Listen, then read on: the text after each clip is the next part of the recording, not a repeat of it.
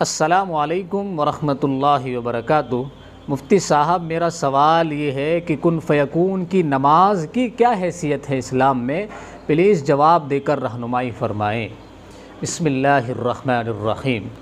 جواباً عرض یہ ہے کہ کن فیکون کی نماز، اسی طریقے سے اور بھی بہت ساری نمازیں جو سوشل میڈیا پر وائرل ہیں مختلف ناموں کے ساتھ، ان نمازوں کی شرعاً کوئی حیثیت نہیں ہے۔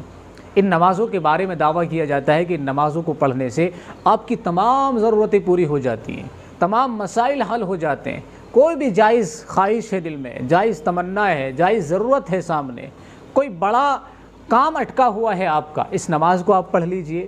اس نماز کو پڑھنے سے آپ کے تمام مسائل حل ہو جائیں گے، تمام ضرورتیں آپ کی پوری ہو جائیں گی۔ یہ اچھی طرح سمجھ لیجئے کہ یہ دعویٰ محض باطل ہے اور دعویٰ کھوکھلا دعویٰ ہے، اس کا حقیقت سے کوئی تعلق نہیں ہے۔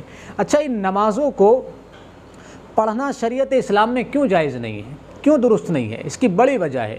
ایک تو یہ ہے کہ شریعت اسلام کے جو اولی ستون ہیں، جن سے دین پوری امت کو ملا ہے، پوری امت میں دین چل کر کے آیا ہے، حضرات صحابہ کرام، ان کی زندگی میں اگر ہم غور و فکر کرتے ہیں تو اس طرح کی نمازیں نہیں ملتی۔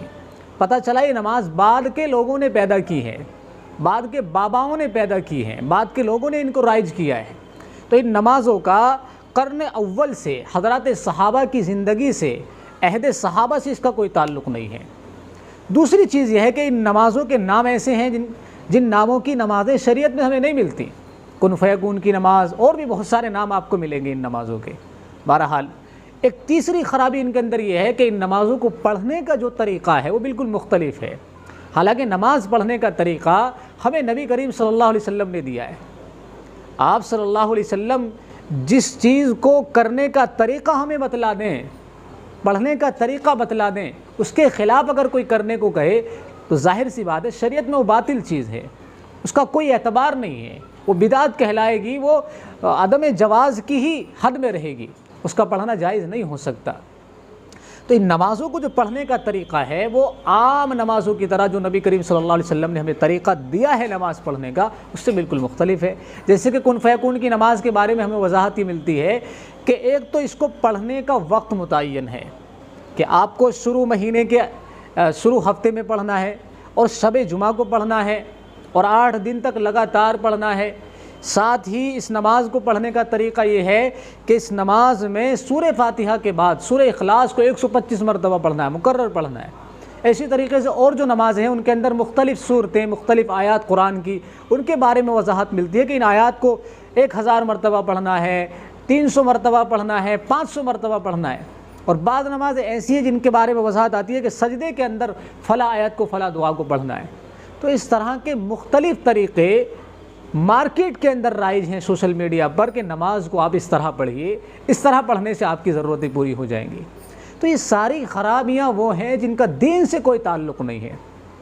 دیکھیں، اچھی طرح سمجھ لیجئے، دین ہمارے باپ کی جاگیر نہیں ہے، کسی کے باپ کی جاگیر نہیں ہے کہ اس میں جو ہے اپنی من چاہی زیادتی کر دے یا من چاہی کمی کر دے اور اپنے اعتبار سے اپنی خواہش کے مطابق اس کو پڑھنا شروع کر دے۔ دین تو اللہ رسول کا لایا ہوا ہے، اللہ کا بھیجا ہوا ہے، رسول اللہ کا دیا ہوا ہے، اور دین وہی ہے جو اللہ فرما دے، رسول اللہ فرما دے۔ آپ نے جو طریقہ تعلیم نماز کا ہمیں دیا ہے، اس سے ہٹ کر ذرہ برابر بھی اگر کوئی ہمارے سامنے نماز پیش کرتا ہے تو وہ ظاہر سی بات ہے یقینی طور پر وہ طریقہ باطل ہوگا، اس کو ہرگز قابل قبول نہیں سمجھا جائے گا۔ تو یہ نمازیں جو ہیں ان طریقے کے مطابق نہیں ہے جو طریقہ نبی کریم صلی اللہ علیہ وسلم سے ہمیں ملا ہے۔ اچھا، ایک بات اور یہاں یہ سمجھنے کی ہے کہ نمازیں جو رائج ہیں، یہ نمازیں جو ہمیں ملتی ہیں، جن لوگوں نے بھی ان کو گھڑا ہے، کس لیے گھڑا ہے؟ کہ ضرورتیں پوری ہونے کے لیے، منتیں پوری ہونے کے لیے۔ حالانکہ اس کی کیا ضرورت تھی؟ جب نبی کریم صلی اللہ علیہ وسلم نے ایک چیز ہمیں دے دی، ایک مرض کا علاج ہمیں بتا دیا ہے، تو اس مرض کا علاج اگر کوئی عام آدمی ہمیں کہے کہ یہ علاج کر لو، تو آپ ایمانداری سے بتائیں، انصاف کے ساتھ، آپ اس علاج کو اختیار کریں گے جو کائنات کے سردار محمد الرسول اللہ صلی اللہ علیہ وسلم نے تجویز کیا ہے، یا ایک عام آدمی کے بتائے ہوئے علاج کو آپ تجویز کریں گے؟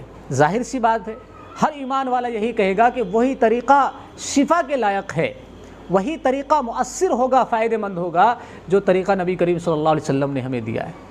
تو آپ صلی اللہ علیہ وسلم نے ایسے موقع پر جب کوئی دنیاوی ضرورت ہو، اللہ تبارک و تعالیٰ سے کسی چیز کا سوال ہو، تو آپ صلی اللہ علیہ وسلم نے ایسے موقع پر ہماری رہنمائی فرمائی، ایسے موقع پر ہمیں نماز دی ہے۔ تو پھر ہمیں کسی بابا سے، کسی نام نہاد پیر سے کسی نماز کو لینے کی کیا ضرورت ہے؟ اللہ کے نبی صلی اللہ علیہ وسلم نے ایسے موقع پر جب ہمارے سامنے کوئی ضرورت ہو، دنیاوی کوئی سوال ہو، کوئی جائز حاجت ہو، کوئی جائز ضرورت ہو، تو اس کے لیے نبی کریم صلی اللہ علیہ وسلم نے ہمیں صلاۃ الحاجہ کے نام سے ایک نماز دی ہے، صلاۃ الحاجہ، ضرورت کی نماز۔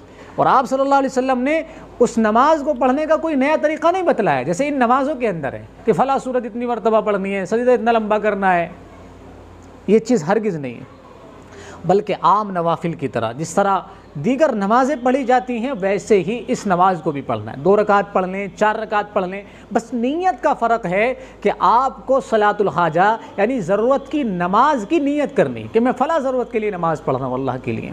اس نماز کو پڑھنے کے بعد ایک مخصوص دعا ہے جو نبی کریم صلی اللہ علیہ وسلم نے ہمیں سکھلائی ہے، اس دعا کو پڑھ کر کے اللہ سے دعا کرنی۔ اللہ تبارک و تعالیٰ جو بھی آپ کی ضرورت ہوگی آپ کے حق میں، آپ کے مقدر میں اس ضرورت کو لکھ دیں گے۔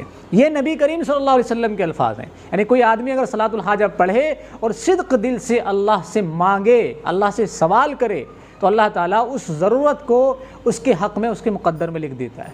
اب آپ مجھے بتائیں آپ کون سا طریقہ اختیار کریں گے؟ یہ طریقے جو مارکیٹ میں رائج ہیں، جن کے ایجاد کرنے والے کو کوئی پتہ نہیں ہے کون ہے، مسلمان ہے بھی یا نہیں ہے، یہ کس کا فتنہ پھیلایا ہوا ہے، ان کا کچھ عطا پتہ نہیں ہے، یا اس طریقے کو لیں گے جو ہمارے سب کے آقا محمد الرسول اللہ صلی اللہ علیہ وسلم نے ہمیں سکھلایا ہے۔ ظاہر سی بات ہے، میرا تو یہی فیصلہ ہے کہ ہم ظاہر سی بات ہے نبی کریم صلی اللہ علیہ وسلم کے بتائے ہوئے طریقے کو ہی لیں گے، باقی سب کو ہم ٹھوکر مار دیں گے۔ ہمارے سامنے کسی کی کوئی حیثیت نہیں، اگر کسی کا قول، کسی کا فرمان نبی کریم صلی اللہ علیہ وسلم کے فرمان کے مقابلے میں آتا ہے، اس کی ہمارے نزدیک کوئی اہمیت نہیں، چاہے کوئی کتنے بڑا علامہ ہو، کوئی کتنے بڑا اللہ والا ہو۔ تو ان نمازوں کی شرعاً کوئی حیثیت نہیں، کن فیکون کی نماز ہو یا کوئی سی بھی نماز ہو، ان نمازوں کو پڑھنے سے بچنا چاہیے۔ نبی کریم صلی اللہ علیہ وسلم کی زندگی ہمارے لیے سب سے بہترین نمونہ ہے۔ آپ نے ہر موقع پر ہماری رہنمائی فرمائی، آپ نے ہمیں استنجا کرنے کا طریقہ بتلایا ہے، آپ نے ہمیں کھانے پینے کا طریقہ بتلایا ہے، سونے کا، چپل پہننے کا، کپڑے پہننے کا، بالوں میں کنگھی کرنے کا، ناخن کاٹنے تک کا طریقہ بتلایا ہے۔ تو کیا نبی کریم صلی اللہ علیہ وسلم نے ضرورت کے موقع پر نماز پڑھنے کا طریقہ ہمیں نہیں بتلایا؟ بتلایا ہے، اور وہی طریقہ ہمارے لیے سب سے مفید ہے، سب سے زیادہ قابل عمل ہے۔ اللہ تبارک و تعالی عمل کی توفیق عطا فرمائے۔